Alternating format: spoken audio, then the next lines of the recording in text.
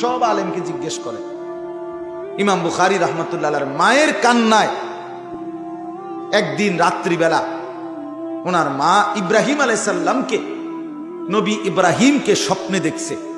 ইব্রাহিম নবী স্বপ্নে সরাসরি বলছে ইমাম বুখারীর মাকে, মা তোর চোখের পানির বরকতে আল্লাহ তোর সন্তানের চোখের আলো ফিরায় দিছে। পরের দিন সকালবেলা ইমাম বুখারী রাহমাতুল্লাহ আলাইহি ঘুম থেকে জেগে বলতেছে, মা আমি তো গোটা দুনিয়া দেখি না। মা তো তাকে বলে, বাপ আপন সন্তান এক ওয়াক্ত নামাজ পড়ে না, চেহারা দেখলে চুল দেখলে বোঝা যায় না মানুষের সুরত, মুসলমানের কোন চিহ্ন। এমন দুঃখজনক দৃশ্য একজন মুসলমান বাবা মেনে নিচ্ছে কিভাবে, মা মেনে নেয় কিভাবে? পাগল হয়ে যাওয়ার কথা ছিল যে আমার জীবনের আর রইল কি তাই, আমার স্ত্রী সন্তানই যদি হয় খোদার নাফরমান, আমার আর কি রইল? রাসূলুল্লাহ সাল্লাল্লাহু আলাইহি ওয়াসাল্লামের হাদিস, যেই পুরুষ যেই অভিভাবক তার স্ত্রী সন্তানের জন্য অশ্লীলতা, বেহায়াপনা, হারাম, নাপাকি, নাজায়েজ মেনে নেয়, কসম খোদার, নবী বলছে তাকে বলে দাইয়ুস, তার জন্য জান্নাত হারাম।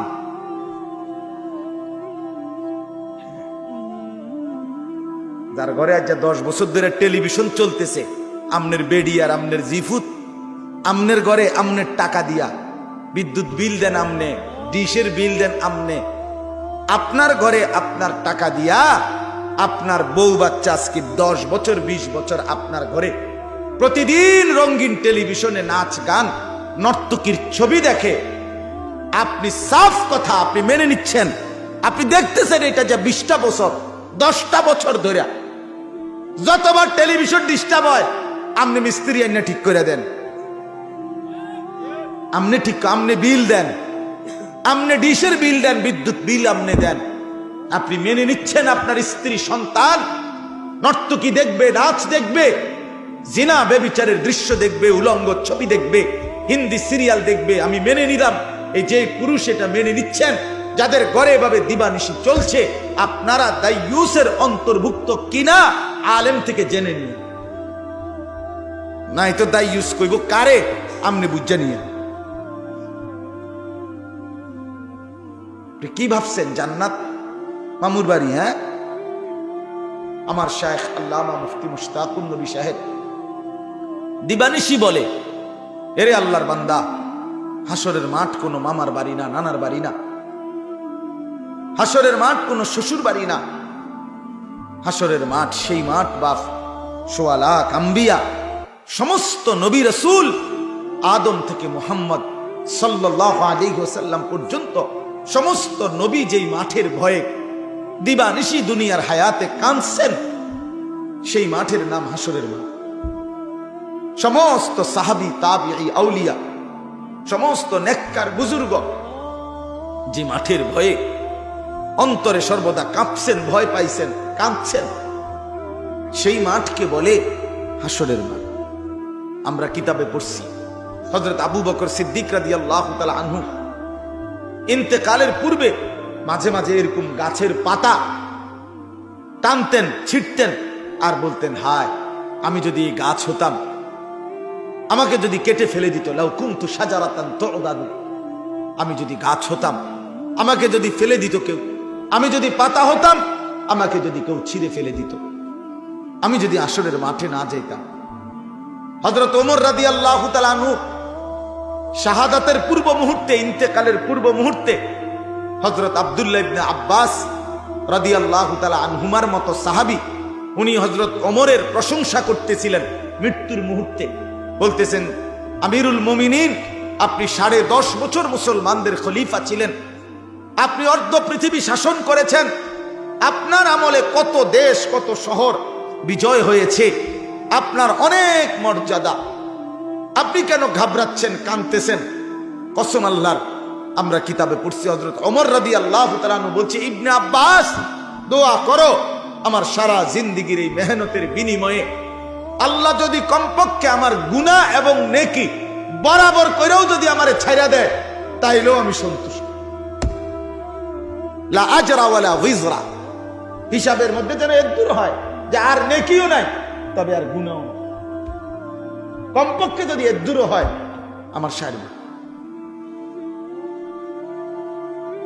ওমরের মতো সাহাবী বলছেন, বাপ আখিরাতটাকে খামখেয়ালি মনে করছেন আপনারা মুরব্বীরা, আপনারা চা দোকানে জিন্দেগি শেষ করে দিচ্ছেন। কি ভাবছেন আসলে আখিরাত? আমি বুঝি না। 60 বছরের বুড়া মানুষ এখনো বিড়ি সিগারেট খায়। আরে এই চাচা আখিরাত কি বুঝলা যে এতটা বছরে? 60 বছরের বুড়া মানুষ এখনো চা দোকানে বসে রঙিন টেলিভিশনে নাচ গান দেখে। আহা চাচা, আপনি কি বুঝলেন চাচা? আজকে এতদিনও আপনি আখিরাত বুঝলেন না? আজকে এত বছর পরেও কবরের ভয় আসলো না? আহা মুসলমান, আর আসবে কোন দিন? আর কে বললে, আর কখন বললে আল্লাহর কোরআনের চাইতে দামি আর কোন কথা বললে আমরা বুঝতাম? কোরআনুল কারীমে আছে, আল্লাহ বলছেন ফাবিআইয়ি হাদিসিন বাদাহু ইউমিনুন। এই যে আল্লাহ বলছে, বান্দা বলো তো এর চাইতে, এটা এই কোরআনকে বলছে আল্লাহ বলছে, আমার বান্দা বলো তো এই কোরআনকে বাদ দিয়ে এটার পরে আর কি বললে, কোন কথাটা বললে ইউমিনুন, তোমরা ঈমান আনতা বান্দা, আমারে বলো না আমি আর কি বললে বিশ্বাস করতাম? বলো বাবা। এই কোরআনের পিছনে আমার বন্ধুর 23 বছরের মেহনত। এই এক কোরআন বুঝায় দিতে গিয়ে আমি আমার বন্ধুর পিঠ থেকে তায়েফের অঝরে রক্ত ঝরিয়েছি। আমার বন্ধুর দান দান শহীদ হয়েছে, জমিন রক্তে ভিজে গেছে। আমার বন্ধু পেটে পাথর বাঁধছে, 3 মাস ঘরের চুলায় আগুন জ্বলে নাই। আমার বন্ধুর চোখের সামনে তার সাহাবীদের লাশ, যুদ্ধের ময়দানে শাহাদাতের লাশ তরফাইছে, রক্তে ভাইসা গেছে। বন্ধু আমার নিজের চোখে দেখছে। এত কষ্ট, এত ত্যাগ, এত তিতিক্ষা, এত কোরবানির বিনিময়ে আমি আল্লাহ তাআলা আর কি বললে বান্দা বিশ্বাস করতাম? আর কিভাবে বললে বলেন? রাত গভীরে বলেন। আমার এতগুলো কথার অর্থ এটাই, আপনার দিলে শুধু একটু বিবেক জাগানো, একটু নড়ে ওঠেন। এই বাপ, একটু নড়ে ওঠেন, নিজের দিলকে একটাবার প্রশ্ন করে, আসলে কেন বিড়ি খাচ্ছেন? কেন চা দোকানে নাচ গান দেখেন? ও বাপ, কেন দাড়ি কাটেন? কেন? কারে সুন্দর দেখানোর জন্য? দাড়ি কাটা চেহারা সুন্দর না বাপ। পৃথিবীর কোনো, আমি চ্যালেঞ্জ করলাম, পৃথিবীর কোনো গবেষণায়, কোন জরিফে, কোন ইউরোপিয়ান কোন গবেষক, কোন ইহুদি খ্রিস্টানের বাচ্চাও আজ পর্যন্ত বলে নাই, পৃথিবীতে কোথাও নাই যে দাড়ি কাটা চেহারা সুন্দর, স্মার্ট। এটা কোন যুক্তিতে, কি কারণে, কোন প্রেক্ষাপটে আমি এটা দেখতে চাই। কারো কাছে যদি থাকে এটার কোন দলিল নির্ভরযোগ্য যে এই পয়েন্টে আইসা, এই যুক্তিতে আইসা দাড়িওয়ালা ছাড়ার চাইতে শেভ চেহারা সুন্দর, আপনি এটার একটা যুক্তি দেখান, আমি কানে ধরে উঠবস করবো, এ নেবে না, কানে ধরে বটনি লাগাবো না। বলেন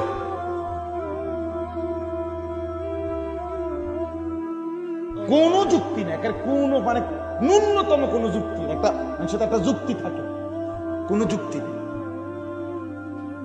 দাড়িবিহীন চেহারা সুন্দর নয়, সারা পৃথিবীকে চ্যালেঞ্জ করে দাড়িওয়ালা চেহারা সুন্দর। দাড়িওয়ালা চেহারা দেখে পৃথিবীর ইতিহাসে 40 জন সুন্দরী সম্ভ্রান্ত রাজবংশীয়া নারী এক দাড়িওয়ালা যুবকের চেহারা দেখে এক নজর, এক পলক শুধু হাইটা গেছে, এক নজর দেখাই হাতের আঙ্গুল কাইটা ফেলছে। সেই যুবক দাড়িওয়ালা যুবক ছিল, সেই যুবক সেই বলা যুবক। আর এর বিপরীতে দাড়িবিহীন কোন ব্যাড হইতে দেখে এরম কারবার হইছে, এটি রূপকথার মধ্যেও নাই, হাট্টিমা টিমের বই মধ্যেও নাই, এমন কোন সিনেমা তো নাই, এমন ঘটনা। জি না, ঠাকুরমার জুলির মধ্যেও নাই। আমি ঠাকুরমার জুলি পড়ছি ছোট থাকতে, বেহুলা লক্ষিন্দরের গল্প বই পড়ছি, হ্যাঁ, রহিম রুব্বা